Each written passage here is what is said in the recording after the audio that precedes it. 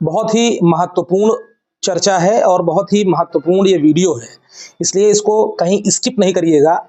मैं सीधे आपसे बातचीत कर रहा हूँ, कहीं कुछ देख करके पढ़ करके कोई ऐसी वार्ता नहीं है। सीधा मैं आपसे इंटरेक्ट कर रहा हूँ और आपसे कुछ बातें शेयर करना चाहता हूँ जो शायद आपको इस बिल्कुल राइट टाइम पर जानना जरूरी है। क्योंकि लगातार मैं 2021 से अपना ये ग्रुप भी संचालित कर रहा हूँ, आप देख सकते हैं कब क्रिएट हुआ है। और इस ग्रुप को बनाने का यही उद्देश्य था कि लगातार इस भर्ती पर होने वाले परिवर्तनों पर नजर रखना, इस मुकदमे को पढ़ने में, इस मुकदमे को समझने में मैं सबसे आगे रहा हूं। आप लोग जानते हैं कि शायद आप लोग जिस एसएलपी में याची होंगे, उस एसएलपी के निर्माण में भी मेरी भूमिका रही है। कल शाम को एक सज्जन का फोन आया है, इसलिए भी ये चर्चा मैं आपसे करना चाह रहा हूं क्योंकि उनके कुछ प्रश्न बड़े वाजिब थे और उनका मैंने जवाब उनको दिया और मुझे लगता है कि उन प्रश्नों से आप भी जरूर इत्तेफाक रखते होंगे।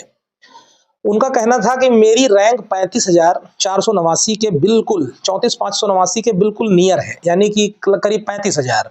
तो कहे यार मेरा तो कोई नुकसान होगा नहीं, अगर हम एटीआरई भी जीत जाएंगे तो हम लोगों की नौकरी सुरक्षित हो जाएगी। मैंने उनको अवगत कराया कि बात ठीक है, अगर आप एटीआरई जीत गए लिस्ट रिविजिट होगी, अगर आप एटीआरई जीतेंगे तो लिस्ट रिविजिट होगी।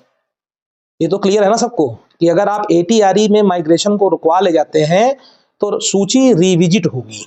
और अगर सूची रिविजिट होती है तो ये बात ठीक है कि 6800 लोग जो बाहर बैठे इंतजार कर रहे हैं आरक्षित वर्ग के, वो अंदर आ जाएंगे और 6800 सामान्य वर्ग के लोग बाहर होंगे और जो एटीआरई जीतने से 2000 के करीब मान लीजिए लोग हैं, वो सेफ हो जाएंगे, सुरक्षित हो जाएंगे। लेकिन जो वो 2000 लोग सेफ भी होंगे वो बहुत दूर के जिलों में आवंटित कर दिए जाएंगे। उसकी वजह है कि वो अभी यूआर का आप पूल देखेंगे तो केवल 13,007 कैंडिडेट्स ही हैं एमआरसी में, ओबीसी कैटेगरी के, उन्हीं को उनका जिला दिया गया है, प्रेफरेबल कैडर। अभी जब नई सूची रिफ्रेश तरीके से रीड्रॉ होगी तो उसमें वर्तमान के नियम लागू होंगे और उसमें 13,007 से कहीं बड़ी संख्या में, यानी कि 13,007 प्लस एससी कैटेगरी के लोग और प्लस 6800 लोग जो अंदर आने को हैं, इन सारे लोगों को जिला देना पड़ेगा, यानी कि यूआर का पूल एक्सेसिबली फुल हो जाएगा। तो अभी जो लोग अपने जिलों के आसपास नौकरियां कर रहे हैं, इन सारे लोगों का जिला बदलेगा, यानी कि पोजीशनिंग सबकी चेंज हो जाएगी, डिस्टर्बेंस निश्चित रूप से क्रिएट हो जाएगा।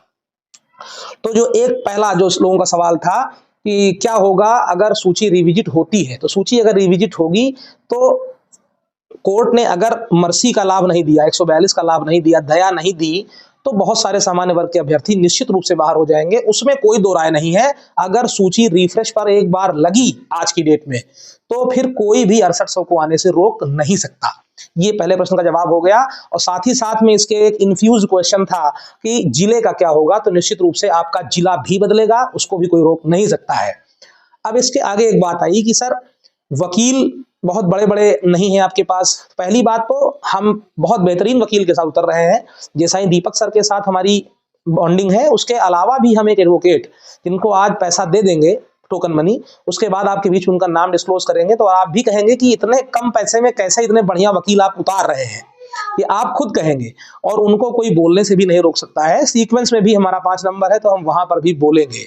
एक और बात, जो लोग बहुत बड़ा वकील उतार रहे हैं, बहुत बड़ा वकील उन्होंने उतारा, लेकिन समस्या ये है कि उनकी एसएलपी में ना तो वो विषय रेज है जिससे सूची बचेगी, उनकी एसएलपी में ही वो विषय नहीं है, तो वो बुलवाएंगे क्या उन वकीलों से। बहुत बड़ा वकील मान लीजिए उतार दिया गया, मान लीजिए हरीश साल्वे को लेकर उतार दिया गया, 50 लाख आपने दे दिया उनको, उतार दिया उन्होंने हरीश साल्वे को। हरीश साल्वे जी से क्या बुलवाएंगे बताइए? जो एसएलपी में विषय होगा उसी को तो बुलवाएंगे ना, तो वो विषय नहीं है उनके पास। उनकी एसएलपी अपने आप में इस बात को कहती है कि मेरी सूची को बदल दीजिए, रिविजिट कर दीजिए। आज की डेट में, मैं फिर कह रहा हूं, बार बार रिपीट कर रहा हूं, अगर आज की डेट में सूची रिविजिट पर एक बार लगी तो 6800 को आने से कोई रोक नहीं सकता है, मैं भी नहीं, कोई नहीं। लेकिन हम जिस चीज के लिए प्रयास कर रहे हैं, मैं जिसके लिए प्रयास कर रहा हूं वो ये है कि सूची रिविजिट पर लगे ही ना, जो लोग जैसे पहले से नौकरी कर रहे हैं वो उसी तरह से नौकरी करते रहे, कोई भी एडिशन सब्सट्रैक्शन इस सूची से नहीं हो। और इसके लिए पूरा रास्ता है, पूरा रोड मैप है। मेरी बात को आप समझ पा रहे हैं? अगर आपको मेरी बात पर यकीन ना हो तो आप एक बार क्लैरिफाई कर लीजिए उनसे जिन पर आप भरोसा करते हैं, जिनको आपने अथाह दौलत दे दी है, उनसे एक बार आप पूछ लें कि क्या ये अंकित सिंह जो आदमी कह रहा है क्या सही कह रहा है? क्या आपकी एसएलपी के आधार पर अगर आप जीतते हैं तो क्या सूची नहीं बदलेगी? क्या डिस्ट्रिक्ट कैडर और एटीआरए जीत लेने से सबकी नौकरी बच जाएगी? क्या बिना 142 का उपयोग किए कोर्ट आपको बचा सकती है? नहीं बचा सकती है आपको। इसलिए जिस रास्ते पर मैं चल रहा हूं वो बिल्कुल लीगल है, विधि सम्मत है। मैंने बहुत बार अंग्रेजी में, हिंदी में बता दिया है कि आप सहयोग कर दीजिए। मैं बता रहा हूं कि मैं उस रास्ते को कोर्ट के सामने प्रस्तुत कर दूंगा और आपकी बात इतनी मजबूती से वहां रखवा दूंगा जो आप सोच नहीं सकते हैं कि सूची इतनी आसानी से बच भी सकती थी। बहुत क्रूशियल टाइम है। मैं पूरे समय लगातार सबको मोटिवेटेड रखता हूं। इस समय थोड़ी सी चिंता आपके मन में डाल रहा हूं और वो चिंता इसलिए है क्योंकि ये बहुत उपयुक्त समय है। अगर आपने चिंता अभी नहीं किया तो फिर आपको शायद आगे बहुत लंबी चिंता करना पड़ेगा। तो बहुत उपयुक्त समय है, अभी भी आप सहयोग कर दीजिए। मैं लगातार आपसे निवेदन कर रहा हूं कि हम लोग जितना भी धनराशि आई है उसके अनुपात में अच्छा काम कर रहे हैं और बहुत बेहतर काम करके आपको दिखाएंगे।